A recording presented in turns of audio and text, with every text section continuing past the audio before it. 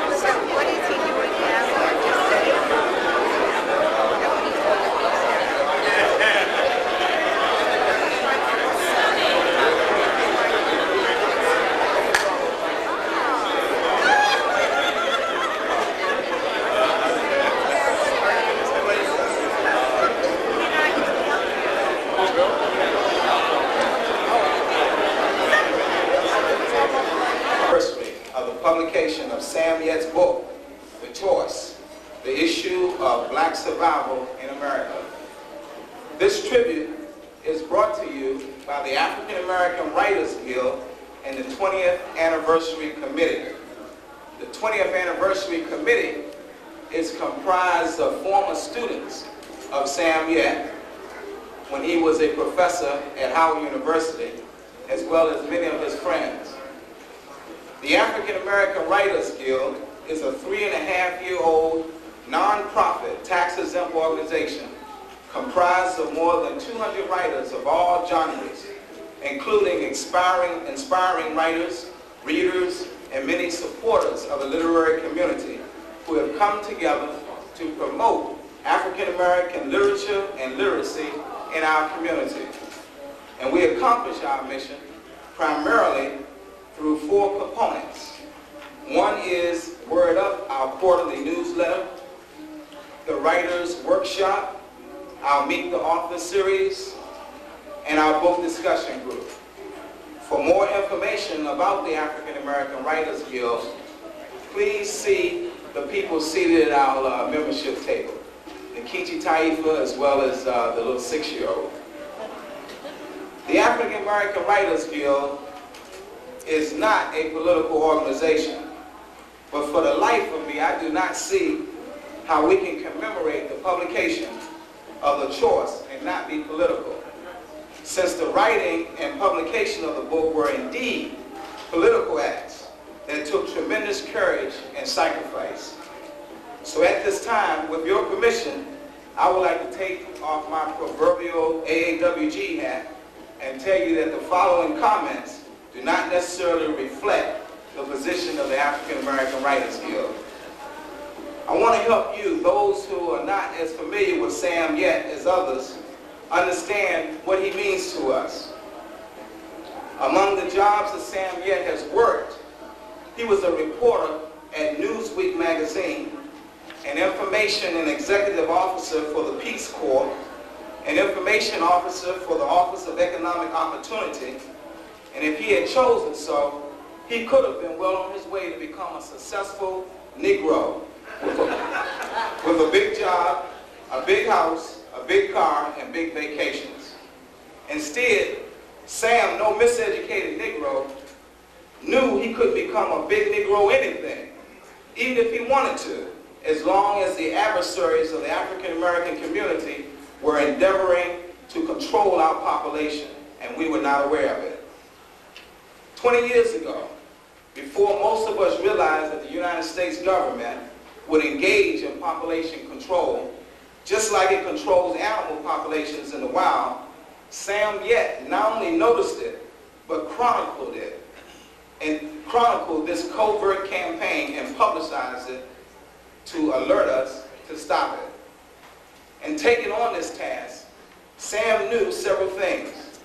He knew information was power, and he knew that with information, we could act accordingly to stop genocide against us. He also knew that he could be fired from his good job and the accompanying lifestyle he had grown accustomed to. And he was. Even worse, God forbid, he knew he was risking his life. But for those who are on a mission, they realize that to sacrifice is inevitable. But they must do what they must do, and so he did. Sam showed us how the Great Society programs of the 60s, while they may have been inspired by us and may have started out for us, and some may have actually benefited from them, they really became job banks and in many cases cash cows for the white middle class who moved in quickly to control the programs for their benefit. Such was the case for the Peace Corps and many of the other social programs. Even worse, the Vietnam War was used by our adversaries in the United States government as a means to control the population of the poor and black. Only now, 20 years later, has the subject of genocide become a popular, open discussion, and for good reason. Sam chronicled this 20 years ago. The thing that stands out most in the book for me are the parallels between then and now. He said that when a government intends to come down on you, first they redefine you, usually as a threatening wild animal. He said, for example, the Nazis in Germany redefined the Jews as rats before they came down on them. Just before the United States decided to take Noriega out, whom it had co-sponsored for years, it portrayed him as the worst thing that ever happened to Panama. Just before the U.S. waged war against an Iraq armed by the United States, it portrayed its president, Hussein Saddam, as a Hitler. It took Israel, of course, no friend of President Hussein, to tell America to refrain from such comparisons. In effect, this high level of defamation of character is the way a government drums up popular support for its ultimate wrath, to kill someone or to otherwise destroy a group. The negative portrayal is designed to disintegrate any popular support for the target of their wrath, and it usually sanctions the ultimate response, which is death. Sam Yette told many of us for the first time how to identify the existence of this conspiracy against African Americans. You can see the parallels today. Those convicted of raping and assaulting the so-called Central Park jogger were referred to as wilding, like rabid animals, while they were still suspects. The poor are often referred to as a permanent underclass, like a hopeless band of parasites. Mind you, God has determined that ain't nothing permanent, not even the notions of white supremacy. Another recent study revealed that most whites still see African Americans as likely to prefer welfare to hard work, even though we built the nation and worked twice as hard for less than half as much pay. The study also revealed that most whites surveyed think that blacks are more prone to violence than whites, even though, according to the U.S. Department of Justice, whites commit more crime in the United States. Notwithstanding this fact, more than 25% of blacks between the ages of 19 and 29 are either locked up or under court supervision. A recent study also revealed that America locks up more black people than South Africa. The so-called war on drugs was launched against black people, even though most cocaine and crack users are white. And the war has mainly targeted the denial of the rights of the black and poor, not those who transport the drugs here by the tons, not those at customs, not those at DEA who let the drugs in, not those who package and distribute the drugs to the little petty street hustler, not those who laundry the money, but the little petty street hustler was the target of their war against drugs. We are witnessing an era in which a sexual practice that's been around for ages suddenly produces AIDS, a fatal disease of no known cure except Qumran, and they won't talk about that officially. We're witnessing AIDS' amazingly quick transition from a white male homosexual disease to a black and poor drug abuser-related disease, from a disease which gained its prominence in the West to one that is projected to devastate sub-Saharan Africa in 25 years. We need to answer a few questions about what's going on. For example, why does America, a nation which boasts the world's best medical system, ranks lower than 24 other nations in infant mortality, with black and minority deaths accounting for the bulk, twice the rate of whites in a land where blacks are a minority? How is it that the black lifespan is shrinking while that of whites is increasing? Why is it that blacks, representing only 12% of the nation's population, can end up amounting to more than 30% of the troops in the Persian Gulf? And no one's talking about the percentage of black and poor on the front line. You know it's greater, for in spite of our numbers in the military, we're not in rank. Only Colin Powell and a couple more. Most of us are on the front line, maybe as many as 65% or more. Why is it that our youth who can't get a job here can get guns and drugs from as far away as Peru, Israel, and Germany? How is it that cocaine, which was so expensive that most blacks didn't fool with it, can now be purchased for as little as $5?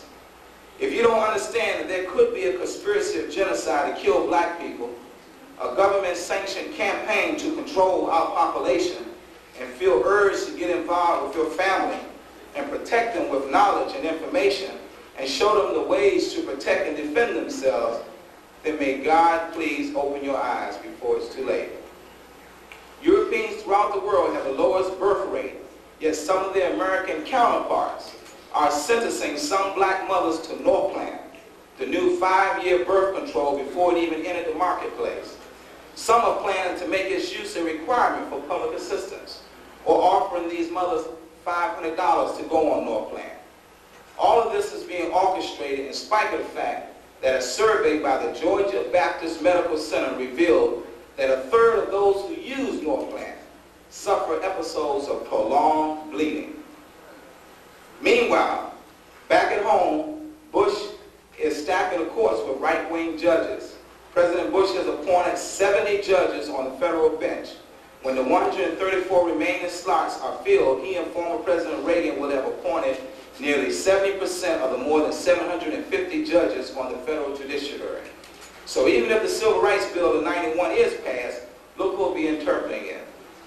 In the short of it, AIDS, infant mortality, lack of medical insurance, a shrinking lifespan, it's all, if not orchestrated, the result of benign neglect. Same effect, population control or genocide. Take your pick. This is not to depress you or make you feel that life is hopeless. Far from it. We are the offspring of the original people. We have an abundance of genetic creativity and ingenuity. We have the ability to turn even this around. Sam wrote that book to warn us against complacency, against becoming comfortable with a big job, a big house, a big car, and becoming a big fake Negro. But to be vigilant, to seize control of our destiny, to become again our brother's keeper in our homes, on our jobs, business, community, and pull one another's coats so they can take the necessary action to avoid the traps. Information is power. Once you know what's going on, no matter how awesome, you can resolve it. But if you don't know, you're vulnerable. I want to skip ahead a little bit. I've been urged to bring this to a halt. Like role models, we have an abundance of heroes. What is a hero? A hero is someone who takes an action on behalf of the masses of the people. Therefore, heroes are not packaged and imported to us. Heroes are made by the group they represent. A hero is someone who voluntarily or not risks his life, liberty, in the pursuit of their happiness to advance the interests of the masses. And they must be defended, protected, and supported by the masses who made them. Let me say that again, heroes are defended, protected, and supported by the group from which they come. So don't wait for another group to anoint our heroes. They won't. Don't wait for another group to defend, protect, and support our heroes. We must do that. Sam Yette is one of our many distinguished role models who is also our hero. His life is an example of overcoming adversity and not only achieving for himself a positive, exemplary lifestyle, but also making a contribution to the advancement of his race as well. He is a hero because in writing the choice, he knew he was taking great risks. I'm reminded of the book, The Spook Who Sat by the Door. To me, that was him. He worked for the enemy. He saw how the enemy was messing us over. He chronicled it at risk of being fired for sure and possibly killed. Thank God he's still with us today. Sam Yette, you are our hero for making the sacrifice you made to help us become aware of how far this government will go to undermine us, so we will feel the urgency to embrace our loved ones and take the necessary action to prevent them from falling prey to genocide, malignant neglect, and other actions against our population. Now, with your permission, I would like to put back on my AAWG hat and say, on behalf of the African American Writers Guild, thank you, Sam Yette. We are honored to pay homage to you as one of our distinguished heroes. May God continue to bless you with good health, love, and peace. And in conclusion, let's love this brother, this warrior. Let's help support him. Buy his books, photos, or whatever. ourselves because we owe him a great deal for the sacrifice he made for us. Let's encourage our loved ones to read and discuss the choice. Let's carry Sam Yette on our shoulders so that all can see that he is our hero. Thank you.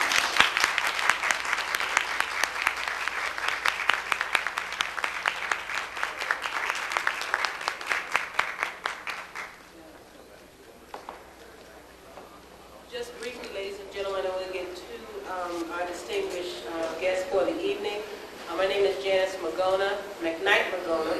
I'm a former student of Professor Yette. And I'd like to recognize those additional sponsors, patrons, and contributors that were not printed on the program. Hodari Ali, Frederick Hines, under patrons, Gregory Patterson, Jason Michelow Johnson, and under contributors, Laquita Hardy Davis, Pauline Johnson Jones, and Penelope Owen Sox. Thank you again for being our supporters for this event tonight.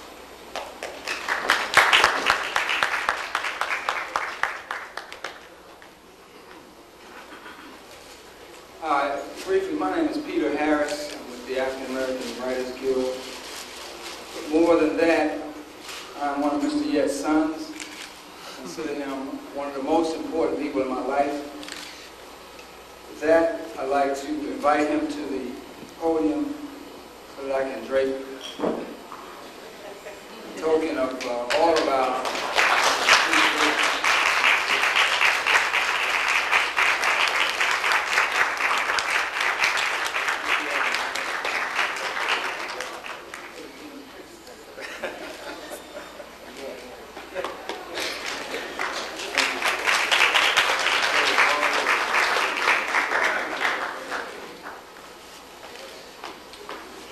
my part of the country, they tell the story about a fellow who had the reputation of being the biggest cusser in the hills, Tennessee.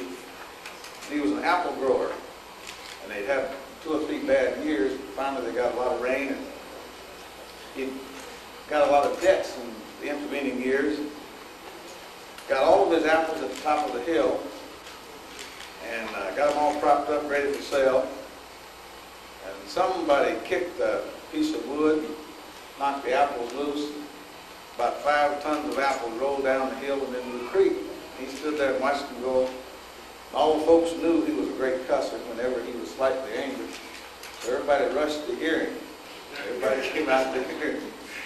And he finally said to them, "The occasion is so pregnant, I'm just not equal to the occasion." And I think that's my situation now. I just don't feel equal to this. This is a very humbling, very challenging situation. Goodness gracious, Ron Steele spoke so well. I'm sorry they edited him down. I was enjoying that very much. Not just the part about me, although that helped cut my remarks down a little bit, I guess. But I thought he was being very thoughtful and very eloquent, and I appreciate the very favorable context into which he placed the book and into our time. I have learned a lot in the 20 years since I did this book and went to Howard University and made acquaintance with some of my best friends now, who of course were my students at one time. And they not only are my best friends, but they're also among my best teachers.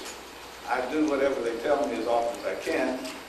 When Janice McKnight Magona took note of the fact that the choice was published 20 years ago today and suggested something ought to be done about it, I have learned to know that something would be done. I had no way of knowing it to be this generous. But when I got a call from Thomasine Williams, I knew it was serious. She's a serious organizer, and she runs it well. And Jason Michelow Johnson, who one of these days we're going to gather to have him autograph his photographs, and he'll probably have big pictures in rooms like this. He's going to be heard from, I'm sure, in his business. But for Ron Steele and all of those in the African American Writers Guild, for my many friends, I just can't go for, I want to say one quick thing, but I want to say something before I do. The students who have done this are very generous, but they're also very brave and very special. I have to mention, for example, Janice McKnight Magona. When she was Janice McKnight, she was at Howard University, and She ran into some difficulty with the university administration because she was trying to do what the First Amendment says we have a right to do and what we in fact were teaching her to do. The administration was terribly unfair with her, but I want to salute her now as I did then with the courage to go forward. And of course the administration at that time left us very little to be proud of because they said that any faculty member who assisted her, even to get an award, which she was getting from the Society of Professional Journalists, wouldn't be around very long. I don't like to take undue credit, but I must say that was one time when I decided that a firing would be so welcome and worth it. I stepped forward to embrace her as I do now, as being a woman of courage, and she's gone forward. So have the others. Thomasine Williams was too smart to be actually in my classroom, but we knew her as a student. Badar Ali, of course, has taught me a lot about business. He runs the Pyramid bookstores. He and his lovely wife. Well, we just learned from all of them. I'm very grateful. When I asked my son, I have two sons, and they're both here, I'm delighted to say, and I won't get off on that because I am very proud of my sons.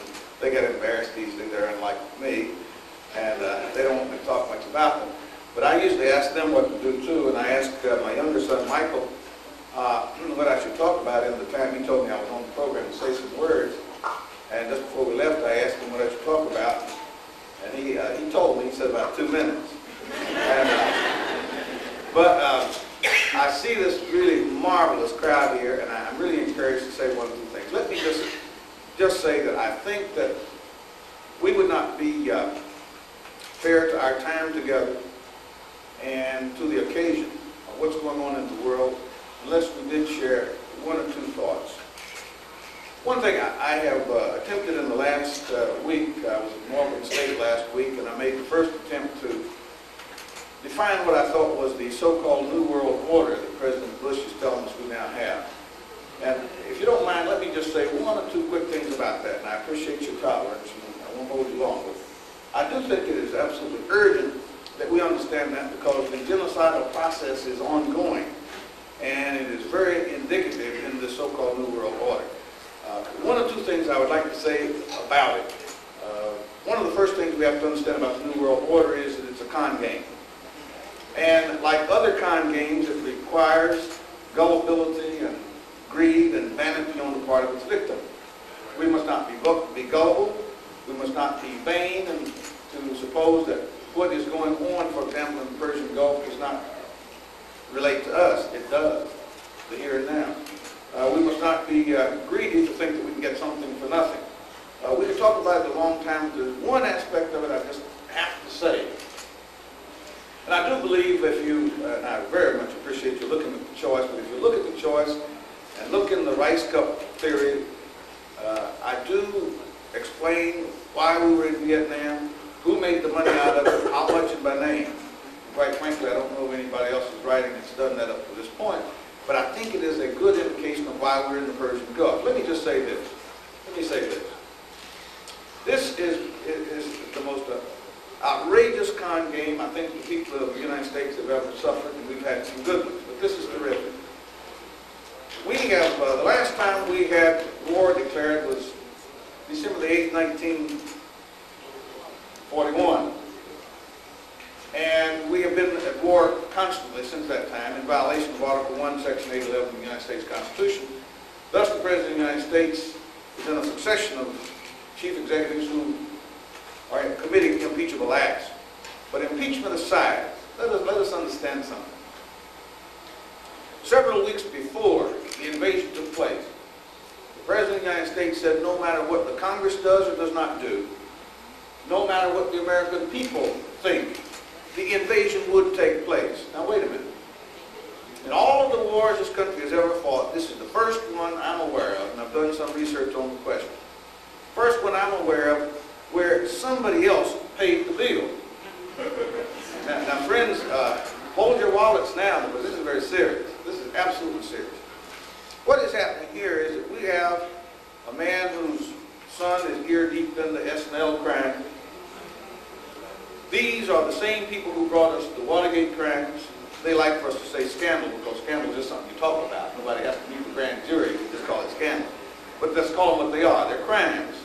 These are the same folks who brought us the Iran-Contra crimes, who imported drugs to these shores to imprison our people. These are the same people who now ask us to believe that if the Japanese say they're going to pay $13 billion and somebody else $9 billion and so forth, $15 billion altogether for this war, even though it's undeclared. How do we know that if somebody is paying $52 billion, that the $52 billion will get into the United States Treasury? How do we know that instead of giving X, they're giving X plus Y? Where, in fact, does this exchange take place? Who is doing the accounting here? Is the exchange going to take place in the Swiss bank? Oh, this is outrageous. This is so outrageous. We ought to be insulted to the point of yelling out. You can't do this. And we ought not to get into the habit of calling rape love. This is rape, friends, and let's not make any mistake about it. And I think that we ought to require our members of Congress, require those in the media to ask the question of the House Armed Services Committee, ask the question of the Senate Finance Committee, ask President Bush himself, how do we know all of that money is getting in here in the first place? And how dare you make the United States of America a mercenary nation, which we have now become? We turned the White House into a laundry to launder the people's money. And we're taking the lives of the most innocent among us, the most deprived, to give in exchange for the billions that go, obviously, to somebody else. Well, I didn't want to say that much. As I got into that, I felt a little bit like the fellow who was addressing an agriculture convention, and the fellow who introduced him was more generous than Ron Steele and Peter Harris were to me. The fellow introduced him and said, Dr. Jones is going to speak on bovine fertilizer. And I'm glad to say he's full of his subject. Well, as you see, I'm full of this subject, but I won't hold us too long. I do just want to say how truly humbling it is to see all of you here. I see so many wise persons there. My goodness, I see Larry Steele is there. Larry Steele and I have been together, what is it, about 70 years now, Larry? Larry actually was in my wedding, I'm delighted to say. He stood with me when I married Sadie, 25, almost, well, longer than that now. My goodness, it's been longer than that, Larry. It's closer to 27 years. Larry stood with me then, and we've been together at Johnson Publications and then at Howard University. I see many others, and I know I'll make a mistake if I begin to call names, but I do want you to know there's one thing, and this is the last personal remark I'll make. I would have you to know that both of my granddaughters are here. And there's Maya. You want to come up with me, Maya? Come on.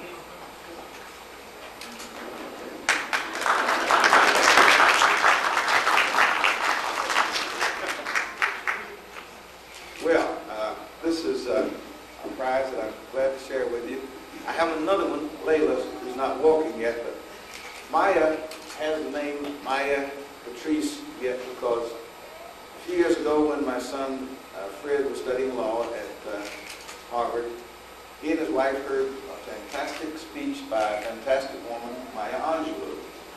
And they said if they were ever to marry and blessed with a daughter, they would honor that occasion, and this is Maya. Thanks to all of you for coming, and I will sign as many books as I can. You're very generous in your attention to the books. Thanks so much to the sponsors. There's no way I can adequately thank you, but I just salute my students, my former students, who are now my teachers. I learn from them as much as I can. Tommy, thanks to all of you. Appreciate it so much. Thank you very much.